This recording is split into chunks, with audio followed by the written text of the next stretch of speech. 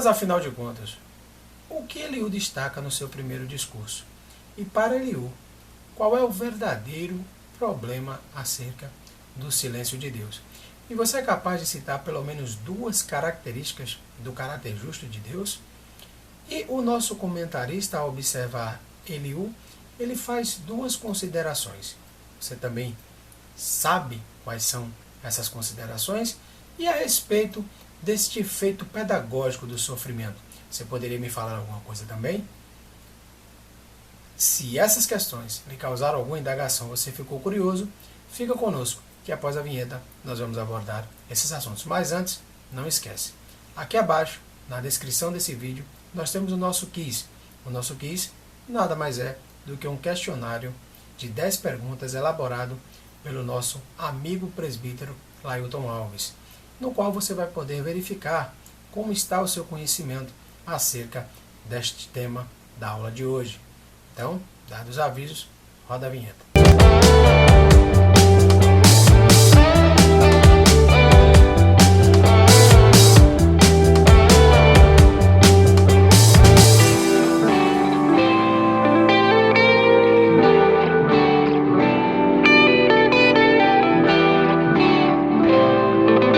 A paz do Senhor a você, eu espero que você esteja bem. Gostaria de iniciar as minhas palavras mais uma vez, agradecendo ao nosso Deus por essa rica e singular oportunidade de estar aqui hoje em mais um EBD Sinopse juntamente com vocês. Bem sabemos que estamos estudando a lição de tema geral, a fragilidade humana e a soberania divina, o sofrimento e a restauração de Jó. E a lição desta aula da Escola Bíblica Dominical desse próximo domingo tem por tema a teologia de Eliú. O sofrimento é uma correção divina? E a partir daí eu já convido você a abrir o seu material junto comigo para nós fazermos a leitura do texto oficial de hoje. São alguns capítulos salteados de discursos de Eliú, o quarto amigo de Jó. Então, abra sua Bíblia ou o seu material e leamos juntos Jó, capítulo 32, versículo 1 ao 4. Leia junto comigo. Então, aqueles 3 homens cessaram de responder a Jó, porque era justo aos seus próprios olhos. E acendeu-se a ira de Eliú, filho de Baraquel, o Buzita, da família de Irão. Contra Jó se acendeu a sua ira, porque se justificava a si mesmo mais que a Deus. Também a sua ira se acendeu contra os 3 amigos, porque não achando quem responder, todavia condenava a Jó. Eliú, porém, esperou para falar a Jó, porquanto tinha mais idade do que ele. Agora, vamos ler o capítulo 33, do versículo 1 até o versículo de número 4. Lemos juntos. Assim, na verdade, ó Jó, ouve minhas razões e dá ouvido a todas as minhas palavras. Eis que já abriu a minha boca, já falou a minha língua debaixo do meu paladar. As minhas razões sairão da sinceridade do meu coração e a pura ciência dos meus lábios. O Espírito de Deus me fez e a inspiração do Todo-Poderoso me deu vida. Agora, nós iremos fazer a leitura do capítulo 34, do versículo 1 ao 6. Leiamos juntos. Respondeu mais Eliú e disse: Ouve-vos, sábios, as minhas razões, e vós, instruídos, inclinai os ouvidos para mim. Porque o ouvido prova as palavras como o paladar prova a comida. O que é direito, escolhamos para nós, e conhecemos entre nós o que é bom. Porque Jó disse: Sou justo, e Deus tirou o meu direito. Apesar do meu direito, sou considerado mentiroso. A minha ferida é incurável, embora eu esteja sem transgressão. Agora, o último capítulo dessa nossa leitura é o capítulo 36, versículo 1 ao 5. Leiamos juntos. Prosseguiu ainda Eliú e disse: Espera-me um pouco, e mostrar-te-ei que ainda há razões a favor de Deus. Desde longe repetirei a minha opinião e ao meu Criador atribuirei a justiça, porque na verdade as minhas palavras não serão falsas contigo. Está em que um é sincero na sua opinião. Eis que Deus é muito grande, contudo a ninguém despreza. Grande é em força de coração. Glória seja dada ao nome do Senhor Jesus. Agora, convido você para nós lermos o texto áureo dessa lição, que se encontra nesse capítulo 36, versículo 15, que diz a seguinte expressão: ao aflito livra da sua aflição, e na opressão se revela aos seus ouvidos. Glória seja dada ao nome de Jesus. O ponto central aqui é que o sofrimento ele deve ser verificado, ele deve ser visto, ele deve ser percebido, sempre nesse olhar com aspecto pedagógico. E a verdade prática é justamente essa, no qual o sofrimento ele não deve ser só visto no seu caráter punitivo, mas também com seu caráter educativo. E nós temos aqui 3 objetivos a saber. Primeiro, explicar que Deus ele é soberano e pode falar e se revelar através do nosso sofrimento. Destacar também a soberania de Deus, que não se sobrepõe ao amor que ele dispensa por nós. E afirmar que Deus não tem prazer no nosso sofrimento, mas pode utilizar das adversidades para nos educar. Superadas essas questões agora preliminares, passaremos para a abordagem dos tópicos desta lição. O primeiro tópico dessa lição, nós temos o seguinte título: o sofrimento como uma forma de revelar Deus. E aqui é bom que nós nos situamos o que está acontecendo. Nós vimos na aula passada que Jó fez a sua apelação, colocou o ultimato da sua defesa, expôs todos os seus argumentos e, cessado as palavras, Jó se calou. Calado também estavam os 3 amigos que já teriam também aplicado a sua teologia para Jó: a Elifaz, Bildade e Zofar. Então todos já estavam calados. E agora Eliú se manifesta. E curiosamente Eliú só aparece agora na nossa história. Ele preteritamente não foi mencionado no livro de Jó. Nem sequer quando o livro de Jó nos relata que os seus amigos ficaram observando o sofrimento dele, enquanto ele não proferiu palavra nenhuma, sentado nas cinzas, onde se estipula que passou 7 dias em silêncio. Então, nós temos aqui essa primeira abordagem. Então é nesse momento em que todos já falaram que Eliú agora se manifesta. E nesse primeiro ponto, o primeiro ponto deste tópico é que Deus é soberano.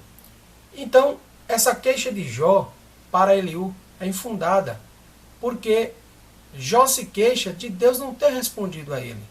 Essa foi um dos argumentos da defesa de Jó, a última defesa que Jó fez. Então, Eliú não aceita esse argumento de Jó. Por quê? Porque Deus é soberano. E ele não é criatura. Ele não está preso, limitado, ele não está atrelado a se subvergir a nada e nem a ninguém. Deus é soberano e não deve satisfações a ninguém. Portanto, ele não devia nem precisaria se explicar a Jó, porque Jó estaria nessa situação. No segundo ponto deste tópico, nós temos que o orgulho priva os ouvidos do homem a ter a sensibilidade de perceber as formas com que Deus fala com ele. Então, mais uma vez, ressaltando para você que ele não aceita de forma nenhuma esse argumento de Jó, esse abandono que ele sente, que Deus não responde porque o abandonou, porque não tem mais intimidade com ele, e Deus agora em silêncio. Eliú não admite esse tipo de argumento e continua dizendo que o problema não está no silêncio de Deus, mas o problema está tão simplesmente que Jó está orgulhoso demais e não percebe aqui as formas com que Deus estaria se comunicando com ele. Então é como se Eliú estivesse dizendo: Jó, você está dizendo que Deus não lhe respondeu, mas eu acredito que a questão aqui de orgulho Talvez Deus já tenha falado para você e você não tenha percebido.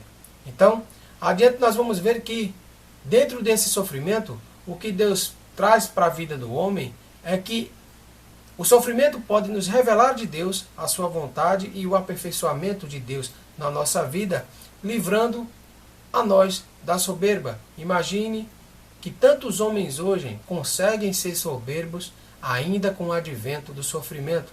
Sofrimento que é uma realidade tanto para o povo de Deus contra qualquer um, tendo aqui como povo de Deus a considerar a quem professa a fé, a quem é fiel a Deus e quem vive indiferente com Ele. Então, padecemos a natureza humana pecaminosa e todos nós estamos aqui predispostos a tudo que neste mundo existe. Deus não criou o sofrimento, mas o sofrimento é uma realidade. Contudo, nós temos aqui o mistério da redenção, que é o terceiro ponto deste tópico, onde diz que Deus, como é que Deus se comunica então? Qual é a teologia de Eliú? Eliú diz, olha, Deus se comunica através de sonhos, através de visões e através de enfermidades. Ele também acredita que as enfermidades são o meio pelo qual Deus se relaciona com o homem, transmite a sua vontade para o homem. Então, dentro dessa observação, nós temos que Deus pode sim usar a enfermidade para, aqui no texto, enviar um anjo para estar orientando e intercedendo. E que anjo seria esse? Seria o que nós conhecemos como anjo do Senhor, que é uma manifestação do Senhor Jesus antes de ele encarnar. Portanto, nós temos aqui uma relação direta, uma analogia direta à pessoa bendita do Senhor Jesus Cristo, já apontando para a grande obra da redenção através do que nós consideramos teofania. Então, é necessário que teremos um mediador, e esse mediador ele foi mencionado na defesa de Jó, onde Jó disse que ele queria uma testemunha celestial que fosse fiel ao padrão de vida, ao padrão de conduta, ao testemunho de vida que Jó tinha. E também um redentor que o justificasse após a sua morte. Então, seguindo adiante nessa lição, nós temos aqui que no segundo tópico, o sofrimento como meio de revelar a justiça e a soberania de Deus. Então, vamos entender um pouco mais sobre esse assunto neste tópico. Nesse tópico, nós temos que aqui salientar, destacar um pouco, que ele estava tão indignado, né, que o texto começa a dizer que ele irou-se com os amigos e com Jó, né, embora as teorias fossem muito parecidas. Por quê? Porque os amigos não prosperaram nos seus argumentos, não conseguiram trazer a Jó a resposta do porquê daquele sofrimento. Então isso chateou o jovem Eliú, que era o mais jovem de todos esses amigos que já teriam se manifestado, inclusive também Jó agora, por estar colocando aqui o silêncio de Deus como um argumento de sua defesa. Isso tudo fez com que esse jovem, dizendo aqui inspirado pelo Espírito, e fazendo uma coisa aqui, abrindo um parêntese, uma coisa muito sensata. Primeiro ele seguiu todo o protocolo aqui, né? O que é que ele fez? Ele esperou que todos os mais velhos falassem. Então, ele esperou com paciência, com prudência e com respeito aos amigos. Ele esperou todo mundo falar, inclusive Jó. Depois que todo mundo falou, ele não se contendo mais, ele sentindo do Espírito de Deus falar, peraí, vocês fracassaram nos seus argumentos, então eu tenho uma coisa para lhe dizer, Deus também tem algo a falar. Então, Deus fala da sua vontade. E parece aqui que ele foi bem razoável nas suas questões. Porém, nós vamos ver que nem tudo aqui ele foi assertivo. Houve alguns equívocos cometidos aqui pela teologia de Eliú. Então, em sua maioria, ele faz, Bildade, Zofar e Eliú, eles concordaram nas suas teologias, falavam praticamente a mesma coisa, mas tem porém uma diferença aqui, é que Eliú coloca esse caráter pedagógico do sofrimento em questão. Então nós temos aqui agora um novo elemento, essa característica que Deus poderia se utilizar do sofrimento para moldar, lapidar o caráter do ser humano. Então, ele tinha aqui Jó como um insolente, porque Jó deixou subentendido aqui que Deus seria injusto, porque Jó se declara sem transgressão e mesmo assim se encontra padecendo de todos esses males, de todos, inclusive a enfermidade. Então, em defesa do caráter de Deus, para expressar ainda mais, reforçar que Deus é justo, Eliú faz aqui um rol de coisas que ele considera, que ele mostra, prova cabalisticamente que Deus é justo. Por quê? Deus é justo porque ele age com justiça, porque ele não despreza a ninguém, porque Deus não precisa prestar contas a ninguém, que Deus não faz acepção de pessoas, que Deus é onisciente e não precisa estar fazendo inquisição, perguntando a você qual é o seu erro. Então, ele é justo também para punir os maus. E nós temos aqui, no último ponto deste tópico, a defesa da soberania de Deus. Uma frase de impacto aqui, aquela frase exterminadora do argumento de Jó, onde é bem verdade aqui, não há como nós não concordarmos com Eliú. Veja que frase forte é esta. Será que Deus deve recompensá-lo segundo você quer ou não? É uma pergunta bastante pertinente, atual e, de fato, forte. A resposta aqui ela é bem definitiva. Estaria Deus submetido à minha vontade, ao meu achismo, do que seria melhor ou pior, o que seria justo ou o que seria injusto? É profunda e filosófica, assim como todo o livro de Jó, que traz essas questões tão interessantes. Mas aqui existem dois erros que nós devemos ressaltar. Primeiro, que Jó não havia pecado. E segundo, que nós temos aqui que Eliú ressalta a justiça de Deus acima, se sobrepondo, sobrescrevendo o amor e a sua misericórdia por nós. Então, no terceiro e último tópico dessa lição, nós temos o sofrimento como um instrumento pedagógico, onde o caráter pedagógico consiste em: o sofrimento é o momento que o homem para e se analisa e se vê impotente. Quando nós sofremos, nós temos a visão concreta, sentimos na pele que somos incapazes de resolver esse problema. O sofrimento intenso, ele nos faz refletir sobre a nossa posição. Então, é essa capacidade de nos fazer refletir que pode nos levar de volta ao caminho que Deus quer para a nossa vida. E também ensinar uma situação bastante... A escola do sofrimento, ela tem nos ensinado essa matéria de adorar a Deus, ainda que na tormenta, não tão somente na bonança. Que nós consigamos enxergar a grandeza de Deus. E aquele se faz de uma comparação, nos mostrando, trazendo a consciência de que veja como Deus é grande, como Ele organizou tudo. Veja, por exemplo, as estações, o inverno, o verão. Veja que coisa grandiosa que Deus faz. Então, ele se utiliza disso para dizer que nós não conseguimos compreender e nem vamos conseguir compreender quão grande é esse Deus.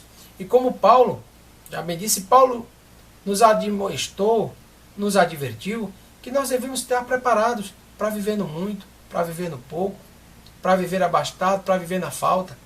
Então, tudo provém para o bem daqueles que amam a Deus. Minhas considerações acerca dessa lição de hoje são as seguintes. Nós vimos aqui, nas teologias já abordadas, que ele disse que somente os pecadores sofrem. Bildade disse que onde há sofrimento, há pecado oculto. Zofar disse que o justo não passa por tribulação. E Eliú agora nos apresenta o sofrimento como uma ferramenta de correção da parte de Deus. Essas teologias de toda forma, não são todas desprezadas ou todas inválidas. Não, a aplicação delas é que não foi muito adequada aqui ao caso em concreto. Aqui também me faz lembrar uma analogia ao caráter socioeducativo da pena no direito penal. Quando se pega uma pessoa e se priva do bem mais precioso que o ser humano pode ter além da sua vida, que é a sua liberdade.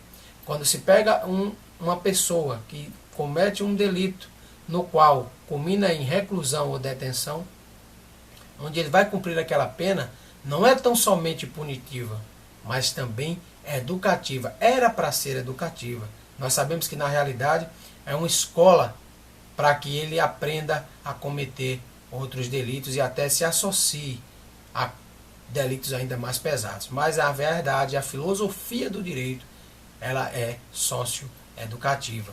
Então nós podemos fazer até esse comparativo, onde nós estamos expostos nesse mundo a todos os males. Porque o Senhor Jesus nos advertiu que podemos ter aflições, mas devemos ter de bom ânimo, porque Ele venceu o mundo. Então, é assim que eu gostaria de encerrar aqui mais uma EBD Sinopse de hoje. Eu espero que você tenha gostado, eu espero que você tenha entendido essa abordagem mais sucinta, mais pontual, mais resumida da palavra de Deus aqui no EBD Sinopse. E não esquece, se você não é inscrito no canal, faça isso não. Aí no seu lado direito tem um botãozinho abençoado aí com o nome inscrever-se. Se inscreve no canal, dá essa força pra gente, compartilha esse vídeo para mais pessoas que você acredita que podem gostar deste nosso conteúdo. E o EBD Sinopse adverte, essa aula não tem o intuito nem a pretensão de substituir a sua aula com o seu professor, com os seus irmãos, na sua congregação, na escola bíblica dominical. Convido você agora para nós orarmos. Ore junto comigo, agradecendo a Deus por mais um EBD Sinopse e mais uma semana de livramentos que Ele tem nos concedido. Amado Pai, amado Deus, nos direcionamos agora ao Senhor, meu Deus. Agradecer todos os livramentos, agradecer a Tua presença, agradecer mais uma aula de hoje, mais conhecimento acerca da Tua palavra. Ó nosso Deus, continua conosco, Senhor, nesses tempos difíceis. Vai nos orientando, vai nos moldando, vai nos dando capacidade, Senhor, para fazer a Tua vontade. Nos ajuda em todo o nosso caminho. Nos direciona e nos livra do mal. Porque Teu é o reino, o poder e a glória, para todo e todo sempre. Amém. E eu espero você na próxima aula da Escola Bíblica Dominical. Aqui, EBD Sinopse. Um grande abraço e fiquem todos na paz do Senhor Jesus.